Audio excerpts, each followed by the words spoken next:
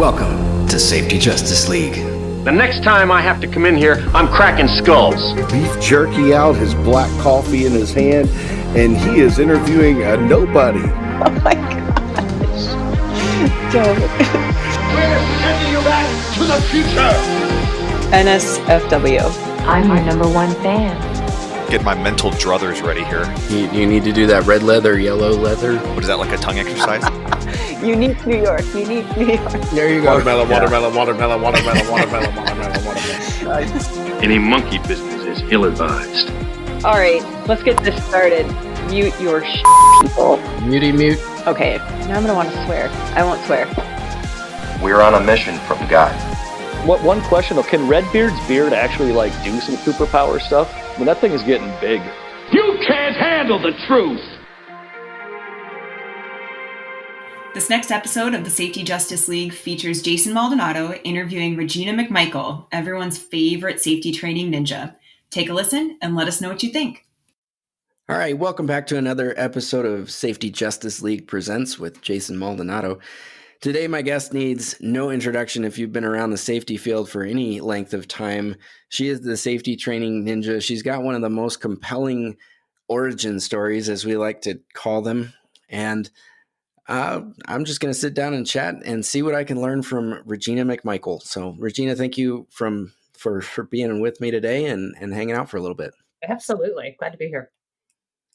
So you and I actually, and this is for the listeners that don't know, you and I were actually on a podcast a while back. It wasn't a terrible long time ago, but it was one of my earliest podcast experiences, and I thought we had a lot of fun. So I figured I'd bring you back today. But what I wanted to talk about was, just obviously, I don't want to make this into a Corona episode. We've had plenty of those, and yeah, because nobody's talking about that anymore. But what I was wondering, and I've got a couple things that I've thought were kind of humorous that I'll throw in if we have the chance. But in a time like this, where it becomes so glaringly evident that we need better training, I mean, how has this affected you and your business? I mean, obviously the traveling aspect is a challenge, but what do you see for innovation going forward from this point? I think probably the thing that I want to advocate the most at this point is the take a breath for a moment and ask yourself, in these super challenging times with so much going on and so much new work on the safety professionals' plate that didn't even exist a month ago, are you putting your energy in the place where it needs to be? Are you focusing on what they really need to learn? Are you teaching an 8-hour class because that's what you always do? Or are you teaching an 8-hour class because they need to know everything in that 8 hours? And then of course, my favorite thing that I always advocate and everyone always wants to do, but it never really takes off is more micro learning. And I think right now that's of critical importance. And I think our world is even more aware of, certainly we're aware of the realities of social existence and things like that, or lack thereof. But I also think that the fact that we believe that we may have solutions to problems so much faster than we ever have in history because of technology, it also means that the strain on our workforce, whether we're talking about how to manufacture products or how to make widgets or whatever else, those are all becoming much more technologically challenging, as do the risks and the hazards. And it's like, what are we doing to make sure the safety training is super easy? What are we doing to make sure they really have it? And because that was, when things were first coming out, people were like, how do you know if your employees have learned everything they need to know about COVID? And I'm like, the same way. Pretty sure none of us. Yeah, because none of us know that. But it's like, you verify it the same way you verify everything else, and then of course you realize, oh, you're not verifying anything else. That's why you asked. And so I think this is a great opportunity for us to really step back and go, what have we been doing right and wrong, and what can we learn from the current challenges, and then how do we keep getting better? Because I don't think this is the last time we're going to see a shift in work responsibilities and activities and things like that. I'm not predicting another coronavirus, but I think the reality is that we have a very fast-paced world now, and we have to be ready for it. Yeah, you mentioned something earlier microlearning, and I want to dig into that because that's been something that I'm a huge advocate of. And like you said, it's always hard to pull off because, how do you prove that they understood it if they didn't take a test or, all these other things that happen. But I mean, that's how I learn, in little snippets, little bites. Mm-hmm. And I'm so hyperactive that I can't sit still longer than 2 or 3 minutes. So I'm not going to, read a novel at this point. Like you said, the world's changing. I'm going to listen to it in, sped up 2 times on my Audible. Right.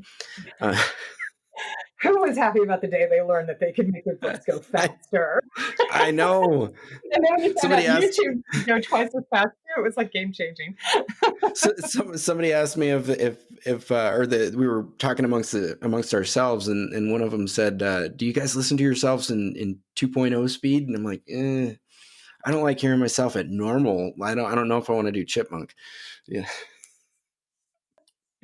I do when I'm having to edit videos of myself that I'm using for promotional pieces and things like that. Yeah, I struggle with that. I'm like, I just make it faster so it doesn't feel like me. And right. But yeah, I think it's a reality. And to say that watching, and I'm not saying this for everybody. And me, I love to throw out provocative things and then try to qualify them carefully.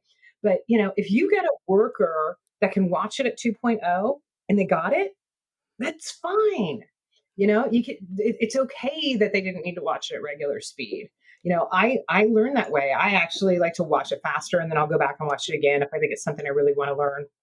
If I'm learning a new trick or craft or skill on my computer or something like that. So for me, having that option is very critical. But I know from the learning standpoint, when we make e-learning, when we make computer-based training and stuff like that, we can build in ways to not allow learners to go faster, to not allow learners to fast forward. We've gone through those things, and so it's kind of amusing because every time I put those in, I'm like, I hate those. You just made me flash back to the state of Arizona online traffic school that I had to take for 16 hours of mandatory second by the second time. I don't like those things either. I remember the company I used to work for, when we found out that if you indicated that you had a hearing challenge and you could read the script, then it didn't stop you from going through faster.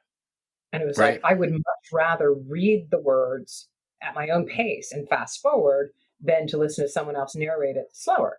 So I was like, awesome, this is fantastic. Let's have that action. So it's interesting because I am one of the worst students out there in a lot of areas, and it sounds like you might be as well. So it's like, okay, how do we get around us? How do we train us? And my answer is small chunks. If it's mission critical and there's 7 steps, teach 7 pieces separately. I tell people, I'm like, get your phone and get the guy who's really good at task A and film him doing task A safely. And they're like, well, I don't know how to do that. I'm like, then go find someone who does. I'm like, unless you've got a company with the most undiverse workforce, somebody knows how to work the video camera on their phone. And, so it's like, go figure it out, go pull this guy off of this task and help him, have him, compensate him to help you out so that you can do something better that is better for the workforce. One thing that I love doing that with workers, I've found it's really hard to talk them into it the first time because they don't want to be on camera or whatnot. But once they see themselves and the other people get value out of it and think it's pretty cool, you get that kind of snowball effect. I know we're not talking about videos, but it helps, when you get that ownership. Well, and people love it. They're like, "Hey, man, I saw you on there," and I even tell people, like, they have, like, a lot of people are shifting from that dreadful new employee orientation live program, 16 hours long, whatever. I have a lot of clients that are asking me, what how can we make the safety introduction, how long? And I'm like, 30 minutes. And they're like, how are we going to do that? I said, it's going to hurt. But one of the things I tell them, I said, make a game out of it. I said, the new person you're hiring, that they're going over to this department or work in this crew or whatever, make a game out of it. Say if they can recognize anyone that they saw on the intro video in the first week of employment, they get a prize. Maybe it's a $5 Starbucks gift card. Who doesn't love those? So, but so I tell them, I said, make it, I said, in one client, they don't have a learning management system. So it's 100% honor system to watch the new employee orientation. And they're setting up a little, verbal quiz and a little checkpoint and things like that. But I told them, I said, tell them in the beginning of the video, hey, let's say you can win a prize if you can point out who the president of the company is based on what we told you, or what the top 3 rules are that we care about, and turn it into something that can be fun and memorable, so people want to be involved in it, as opposed to, there'll be a written test after this video.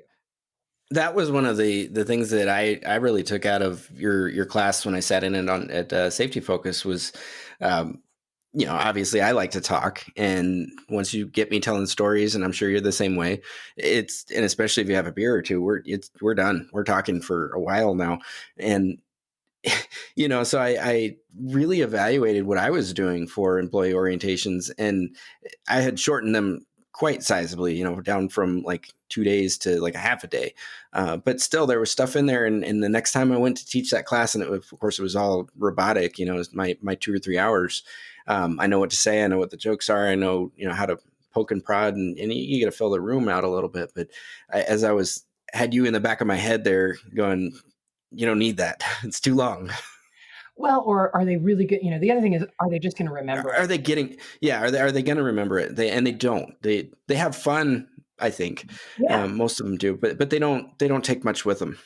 And having a positive first safety training experience be good. Okay, that's great. I love that idea, but how can we make it that and get the, top 5 rules they need to know, and tell them how to report an accident, because you don't want them going on site, before they know that part, or, what are the key elements that your folks need to know. And it was fascinating working with the one client of really shredding that information, because, we had, PowerPoint, slide, hundreds and hundreds of them. And I said, okay, so we got to cover these things. And they're like, yep, these are mission critical. And I said, okay, and you want this and this. And I said, okay, so based on that, and I, did some numbers and ran some data and all that. And I said, okay, we have 1 minute in order to keep this under 30 minutes. We have 1 minute per major hazard. And then we got 1.5 minutes per major hazard. And then we have, a couple of extra minutes for opening and closing, and then accident reporting and blah, blah, blah. And I said, do you understand that? I said, we will be doing, this is an electrical contractor. I said, we will be doing electrical safety in 90 seconds. Wow. And they're like, yes, we can do it. You're like, that sounds so good. But they were so scared. But I said, they're not going to remember any more than that. I said, come on, what do they want to know on their first day? When they get their paycheck, whether or not they get a truck, where to get the gas, and who to report to tomorrow morning for their first day. I said, exactly. They really aren't going to remember anything else. I said, and the key is that if you do shorten that introductory training dramatically, and you go to video or whatever you go to, the key is make sure you put in all those steps in place for the after training. Because I'm not saying you don't need to do that training. I'm saying you don't need to do it on the first day unless you've got some specific regulatory language that requires it, or, there's, 10 critical issues or whatever before you let them go. But, that's the thing, because people are like, oh, we don't need to say that stuff. And I said, no, you do need to say it. You just don't necessarily need to say it the first day. And they're like, sure. Because that's when it gets hard. I said, no, you need to set up your learning management system so that you've got these follow-ups and you build these pieces so your supervisors can do what you didn't bore them with the first day and that they didn't learn anyway.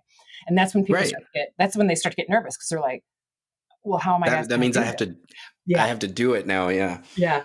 And that takes me back every time I think of a scenario like that, of all the experiences I've had in my career, one of the best, believe it or not, one of the best training experiences in my career was when I started out in the Air Force, in the military, because everything was in those little micro chunks, and you carried your record around with you. And I remember going, every time you reported to a new duty station, you'd show up on your first day, and you'd have your little in-doc, 90-minute videos and sessions, and sign this and sign that, and this is where you're going to be assigned, and this is your barracks and all that.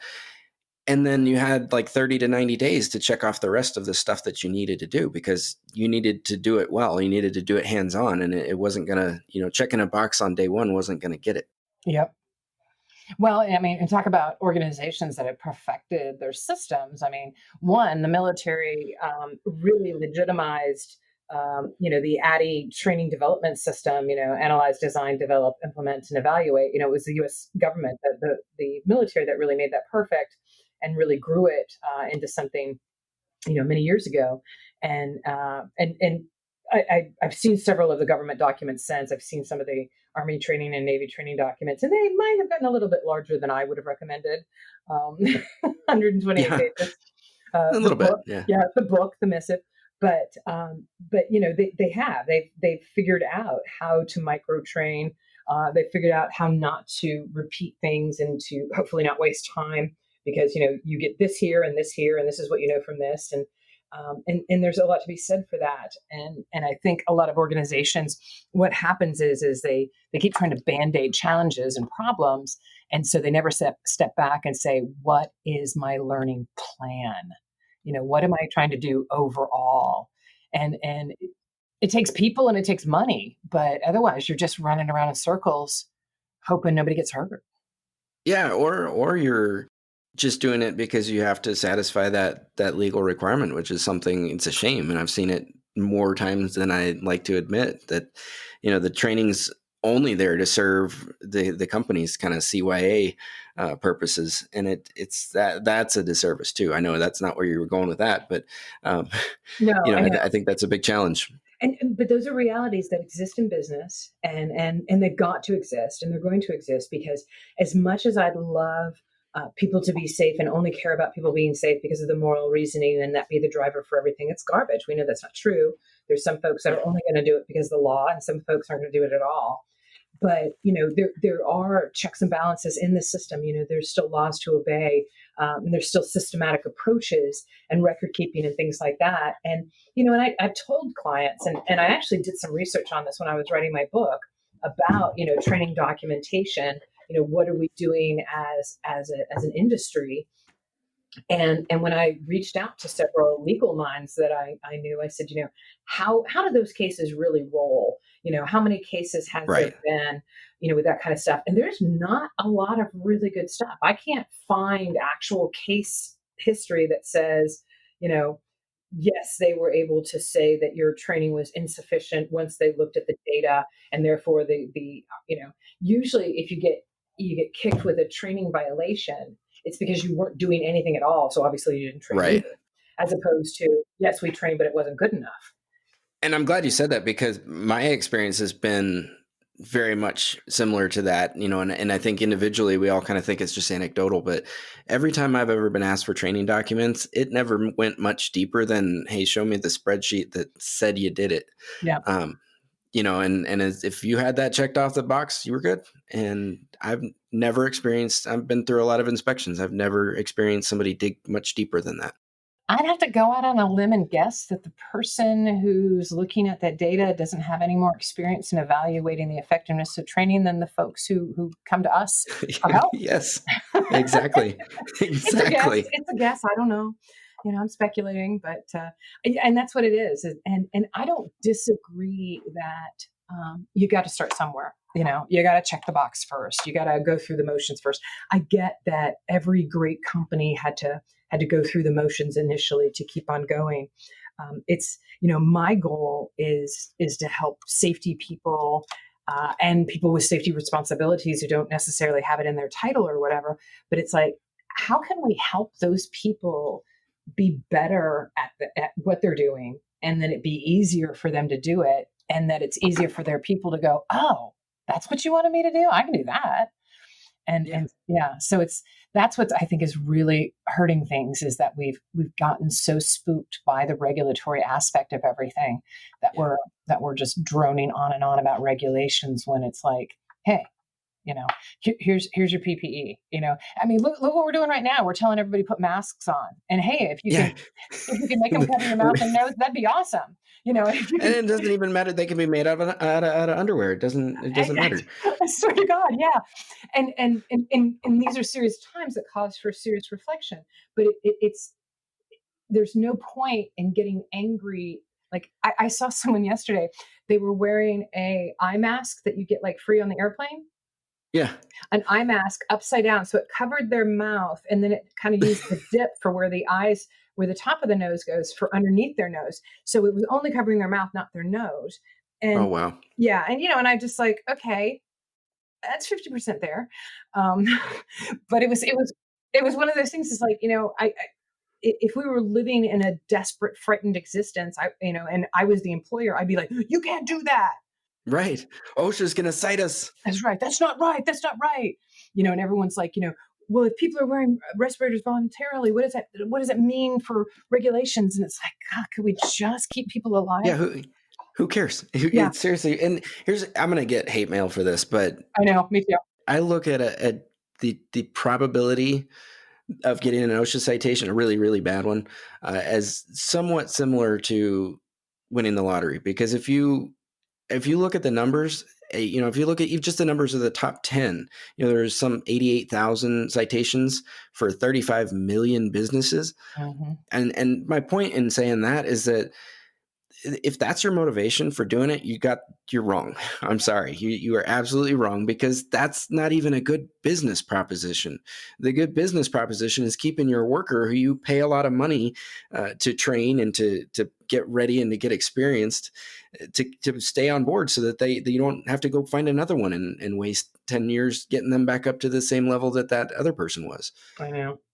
I completely agree. And I think, yeah, that's where the sensibilities of humanity need to be our motivators. And it's funny because, right now we're seeing the very, very best of people and not so very best of people. Yes. And honestly, Definitely. I'm like, could I just get the streaming website of the happy pictures? The neighborhood I live in. The neighborhood I live in, everyone's complaining that they can't. I live in a retirement community. I love it. It's awesome. Right. And all of the folks are complaining that they can't get their animals groomed because they're not capable of doing it. And I said, you know what? You know what we should do? We should have everyone, because I said this isn't going anywhere soon. You're not going to get your dog fixed next week.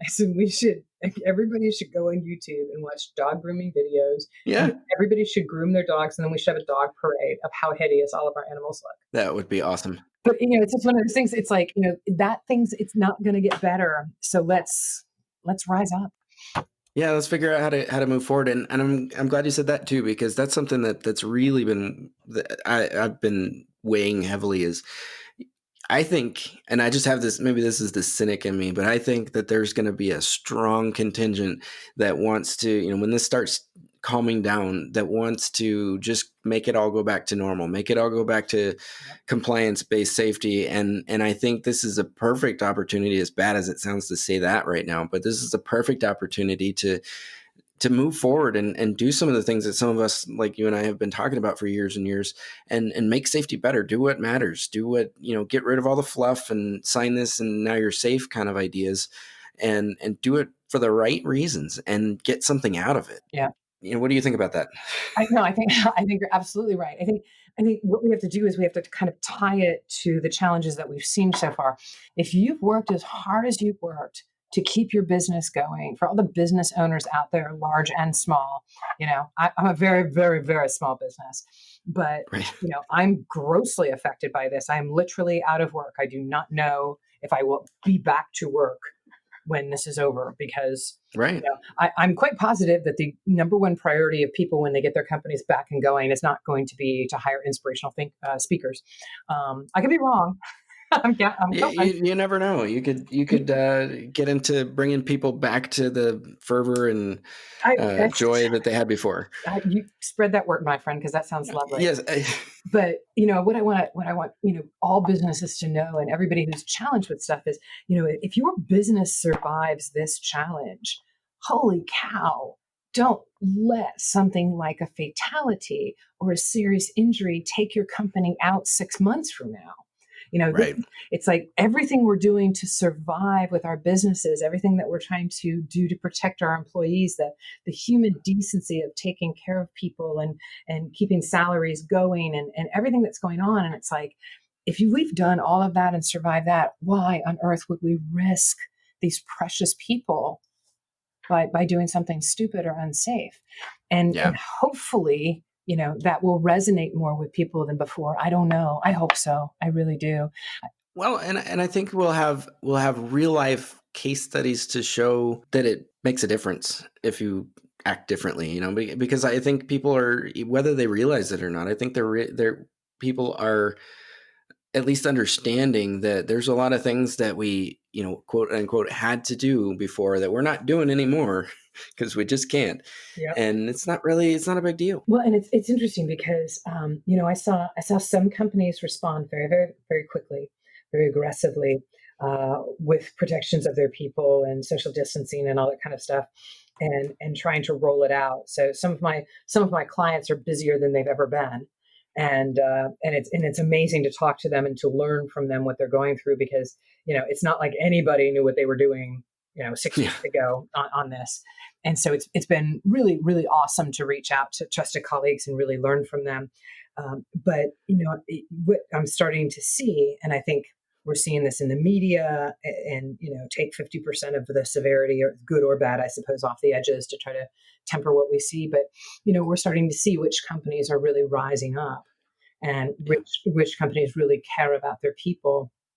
And I think there's still plenty of opportunity for every company to be that company.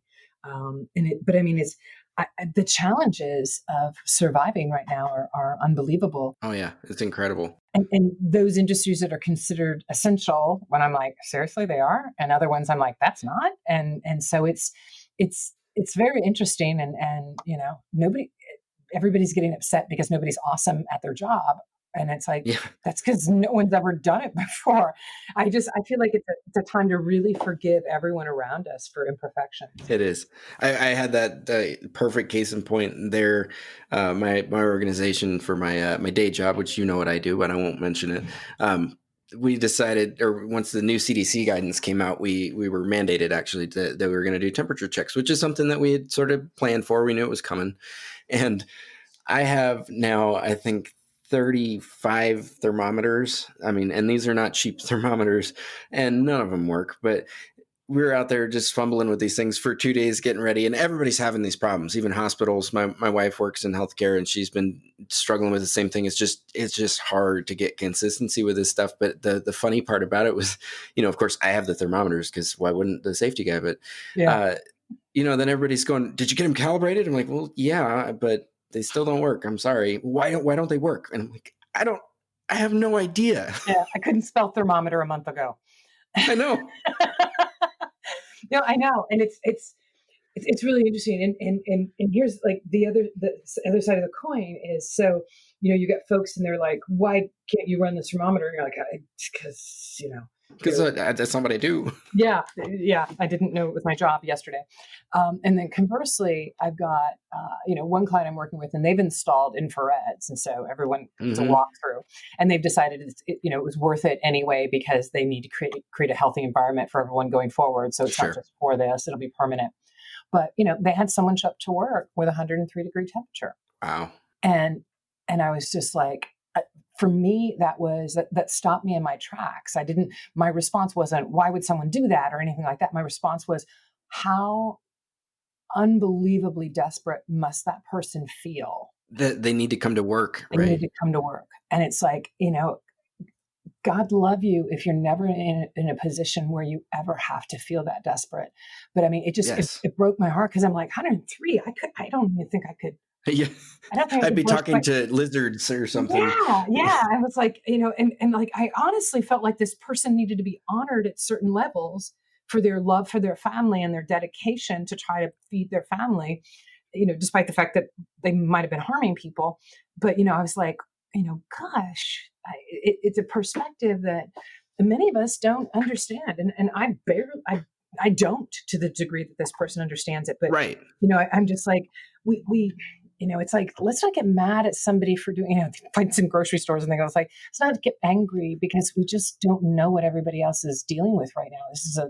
Everything is an unknown. I've talked to so many people, and this is what you were saying, the greatness of humanity that we're seeing in spite of all the very clearly bad that we're seeing at the same time. But I've talked to so many people that and gotten to know so many people that I didn't know before, it's somewhat because of my position and because of what I do. People reach out to me, I would say more than others, but you learn about these. I talked to a lady yesterday that I talk to all the time, and she was explaining to me how she moved in with her dad because he didn't want to move out of his house and he didn't want to get hospice care and he didn't want to do anything. And now she's sitting in this environment where she's got a 90-year-old man that's pretty frail and unhealthy, and she's afraid for his life every time she goes home. And it's like, wow, I would have never known that about you. Right. Well, in the community I live in, my very good friends who live next door, he's very high risk. He's actually an H1N1 survivor. Oh, wow. He was patient 0 in the state of Ohio of H1N1. And so he's been through all this. He was 3 weeks in a drug-induced coma. So he's got several high risk things. And so he's not been out of the house for 6 weeks because I kind of had some really some very good clients and colleagues that could kind of see what was happening before the rest of the world kind of jumped on it. And I'm just like, you not leaving house. And so we actually started shopping for supplies in January and excuse me, in early February. And but he hasn't been out of the house in ages, and I go out once a week and I do all of the stuff for them, and then I decon everything and take it over there, and it's crazy, and but yeah, this is the time to rise up, and what we can do, how we can help the safety world be better from that is to remember what we're doing, remember the kindness, and remember that keeping track of each other and keeping each other healthy is the basic emotion of humanity that we need for the safety profession as well, and for each other. And not the only downside, but the downside for the work that we're trying to do is this self-quarantining is making our disconnected society even more disconnected in some cases. Right. And so it is for sure. That kind of bums me out that, this, I wish there was another way we could connect the humanity side of it without exposing people. But there doesn't seem to be. Have you done any Zoom meetings lately? Just for fun? Thankfully, no. It's so funny because that was such an awesome product until people figured out that they could. You could turn yourself into a potato. Yeah, and worse, and bomb out a prayer group and yes, I know. I was like, there's some bad stuff. I've read some of the stuff because it was very amusing because everybody was like, clients were like, oh, we have to go to more remote stuff. And I'm like, hey, you're going to want to read this policy on how to do your settings on social media. How to protect your link. You want to keep that secret. Yeah, I know. And it's, oh my gosh. So, and who would have thought that, I mean, I guess if you're not a criminal, you don't think like a criminal. So when you start hearing things like that, you're like, oh, how did they even think of that? Because I mean, it never would have occurred to me to be able to get into someone's Zoom and photo vomit or worse. So I was like, oh, okay. So let's use this innovation for good, people. Yeah. And I mean, there's humorous stuff all the time. The HR manager at my organization reached out to a temp agency because we were going to be staffing these, temperature check booths. Right. And, the temp agency put her phone number on it and said, call her if you need a job. And I thought that was hilarious. But she didn't. Right. There's all kinds of stuff that's just crazy right now that you would have never thought that would have come in. But I do like the Zoom idea. It just, for that connection that we are missing right now. I went to a local brewery out here in town I think it was a Saturday evening, and they're selling these little milk jugs. I guess they got, because they seal up, so they can sell their milk jugs of their local brews, and you can take them home with you. You can't stay in the bar, obviously, but I sat and while they were pouring my little milk jugs, which awesome little containers. They're too cute, and they're pouring my milk jugs. I'm getting ready to take them home. And she was just talking about how much she missed the interaction with people and, her regulars and all these, doing karaoke night and all these things that they usually do. And it's just, as time goes on with this, it becomes that much more disheartening, I guess. Yeah. Yeah. Not to end it on a downer, but yeah. Well, and I think the people who are on track already are going to be even better. And the people who are already struggling, this is going to be their chance to either, flip it and become even more dedicated to their communities and the people around them. And, and some folks will never get it. And, this won't be the last thing that they don't get, taking care of each other, staying home for other people's sake. And, but yeah, there's so much out there. And yeah, we ended up talking about COVID again, darn it. Yeah, we did. I figured it was going to happen. It's almost impossible not to. Quite honestly, I don't know anything else but it right now. So. Well, exactly. But see, the funny part is that I'll probably post this in like October, and everybody's like, "What? Where did this go?" No, it won't be that far out. We'll either be visionaries or totally missed it. You might want to listen to it again before we post it and go, "Wow, yeah, no, I know, totally missed it." Like, wow, we were way off. It was the apocalypse. Sorry.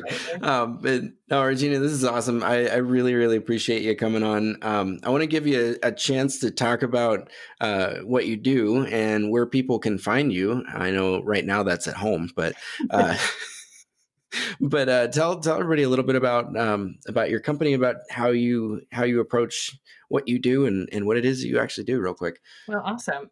So my corporate name is the Learning Factory. And that's the organization that kind of sponsors the side of education, design, and development in the safety industry. Obviously, it was mentioned a Safety Training Ninja book that I have and training programs that I do. I work privately with companies as well as teach them around the country. The other half of my business, though, is inspirational speaking and motivational speaking for private companies, trade associations, big meetings, whatever. My backstory. I actually started in the safety industry the minute my first husband fell off a roof and died when I was 20 years old.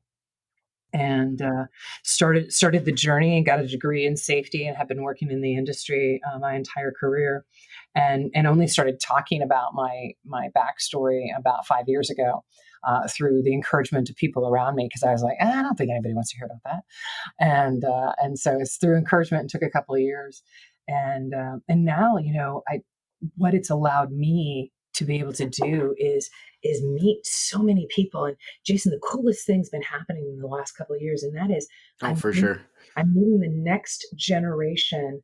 I'm meeting the children of people who have been injured on the job, who have chosen safety as a profession. So, I got thrown into it when my husband died, but now I'm meeting people who are like, oh yeah, my dad was in a wheelchair his whole life because of an on-the-job industry. And so I got a degree in safety. And I'm like, what?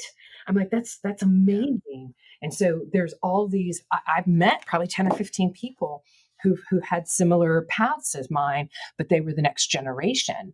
And so it's so heartening. It's so uplifting to know that other people get what, their mission in life or their calling or whatever you want to call it is going to be. And so that's really cool, because I love the idea that we have the next generation of safety professionals coming in, and they've got passion behind what they do. They've got a real why instead of do it because OSHA says. Exactly. Exactly. That does give me a lot of hope for our future. Indeed. But yeah, you can find me learningfactory.me, but nobody ever remembers that. The easiest way is reginamcmichael.com. And there's some stuff there. Also safetytrainingninja.com if you want to get some freebies there. But I know, and darn it, I should be like updating my website and doing all kinds of awesome stuff during this time off. But instead, I got a puppy, and I'm training. I'm training a puppy. That seems reasonable. I'm being a responsible owner. It already has like 10 tricks. She's only 3 months old. She has 10 tricks. Oh, nice. Yeah. My dog's like 4 and she knows nothing. Well, I've got nothing else to do. Yeah, exactly. My whole life was sitting on airplanes, and now my whole life is a dog. So that's okay. It's going to be an awesome dog. That's awesome. Well, I'm so glad that you were able to come on today and talk about this stuff. So much fun. We'll have you back, I'm sure, many, many times as this show progresses. But again, ReginaMcMichael.com if you want to check out all of Regina's awesome stuff. And if you have the opportunity to hire her once COVID is over, you need to hear her story. It is amazing. And I'm going to leave it at that. So thanks for listening, everybody, and we'll catch you again next time.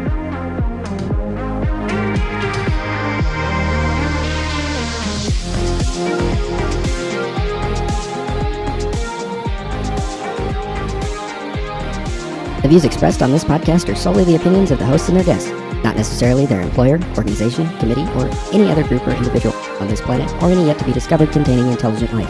The podcast is intended for entertainment and educational purposes only. Nothing within this recording is intended to be used as legal guidance or representation of any entity. No portion of the podcast may be reproduced without the express written consent of the show's creator, Safety Justice League, LLC. But hey, ask us nicely. We'll probably share.